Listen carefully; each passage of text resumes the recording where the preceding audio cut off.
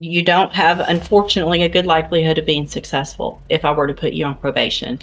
And Mr. Coleman's right. We're tired of it. And there's got to be something done. So in cause number 25, DCCR 1759, I'm going to find that you entered your plea of guilty freely and voluntarily. I'm going to find sufficient evidence to find you guilty. And at this time, I'm going to find you guilty of aggravated robbery. I'm going to sentence you to a term of 25 years in the institutional division. Hayden Fontanet, Mr. Rojas, it's a sentencing. Good morning. Are you Caden Yes. Fontanet?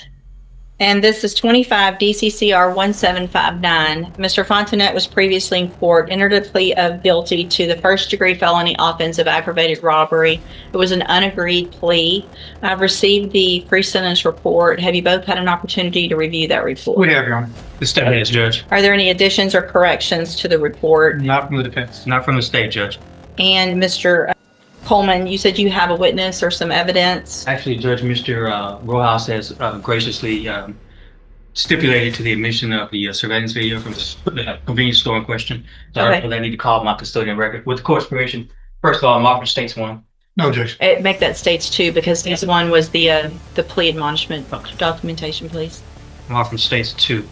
No objection. States two is admitted. Permission to publish, Judge. Yes, sir. Judge, I think that's all I wish to publish unless the court wants to see the entirety of the video. But I think that's enough. Any other evidence or witnesses? So, Judge, just brief argument if I may. Any other evidence or witnesses for Mr. Rojas? No, Your Honor. Just Mr. Rojas, you may make argument first. Thank Go you, ahead. Judge. And obviously, after seeing that video, it makes what we're asking for harder to do.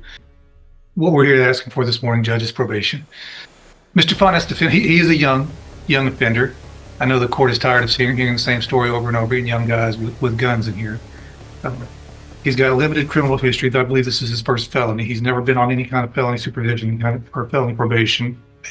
Unfortunately, he's just fallen into the same situation that we see so many other youthful offenders fall into. He's got no direction in life. He's very little support at home.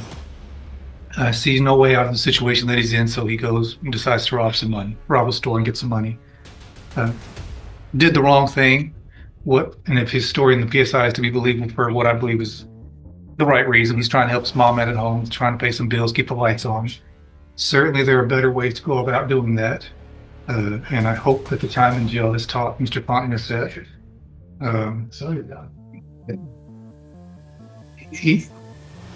We've got options here, Judge. We can send him to prison or we can put him on probation. Certainly he's on the road if this conduct continues, he's on the road with prison. I don't know that the day is the best time to make that exit for him. He's got a long life to live. We can send him to prison. He can be there for a few years and come back out. I don't know that he's going to get the help that he really needs in prison. There are programs available on probation that if he's serious about turning his life around, like he says in the PSI, those programs can help him. And if he does take advantage of those, it in turn would make the community a little bit safer, because there'd be one less guy running around with a gun when he does get out of prison, if that were the road that you chose to take. Plan on living at home with his mom. I think he has some younger siblings there. To his benefit, before he was even arrested, he started a GED. I think on the night that this happened, he had just finished a GED class and made a dumb decision to go hang out with these guys that he should not have been hanging out with, and did this robbery. Again, Judge, you've got two options. You can send him to prison, or you can try to get him some help on probation, and hopefully he will take advantage of that. And certainly if he doesn't, we're going to know pretty quick, and you'll have another chance to send him to prison probably for a longer time. All right, sentencing day.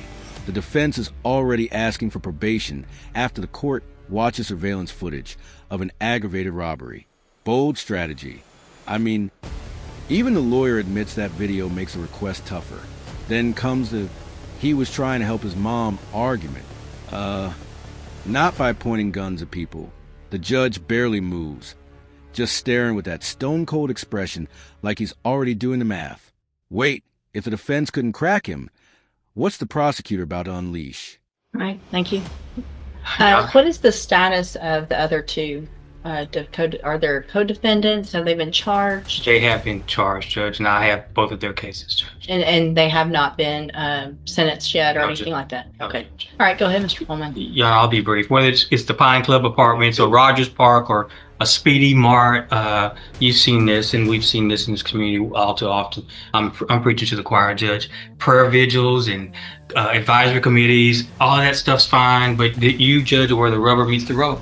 You are that person that can protect the community from somebody like this defendant. You are that person that can either let him walk out of this courtroom on probation with a piece of paper with conditions and promises that he won't resort to this kind of violence that you saw on that video, or you can ensure that the community is safe by putting him behind steel bars, concrete wall, and razor wire fence. I'm just asking, I'm not in the habit of begging, but on behalf of this community, I'm begging that you send this defendant to prison. The message that needs to be sent to this defendant and his circle of friends and anybody who would want to be like this defendant is that if you pick up a gun with the intent to commit violence, you're gonna pick up a 15, 20, 25-year prison sentence, Judge.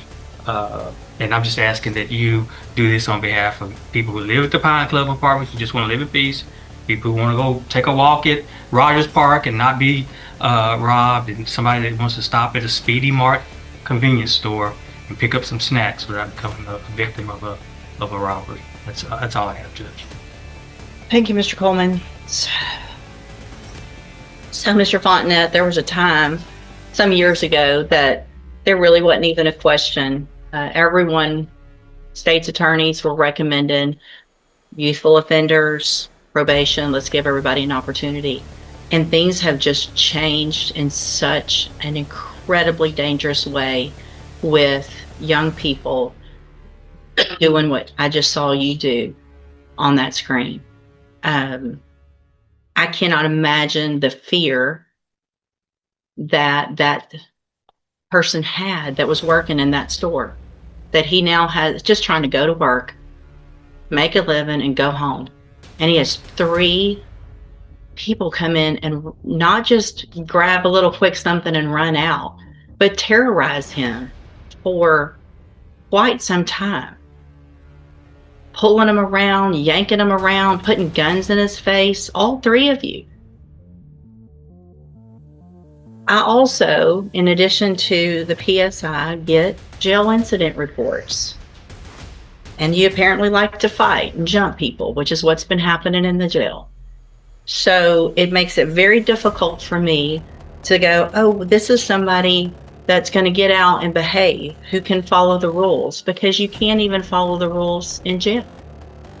And the pre-sentence report shows that you're a high risk level, which tells me that after they've looked at everything, that you don't have, unfortunately, a good likelihood of being successful if I were to put you on probation.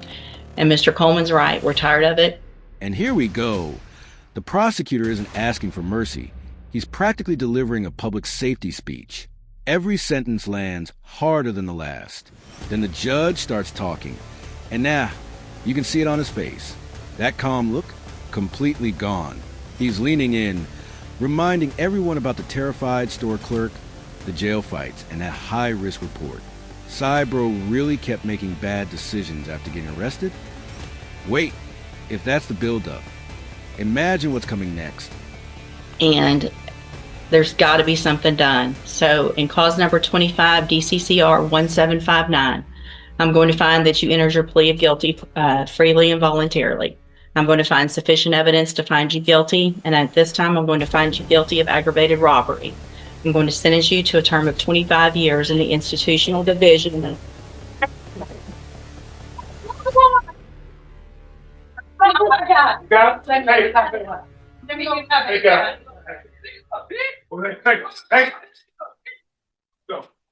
on, Mom. Here. I'm going to sentence you to a term of 25 years in the institutional division of the Texas Department of Corrections. You will receive credit on that sentence for any time that you've been in custody that the law gives you the right to receive.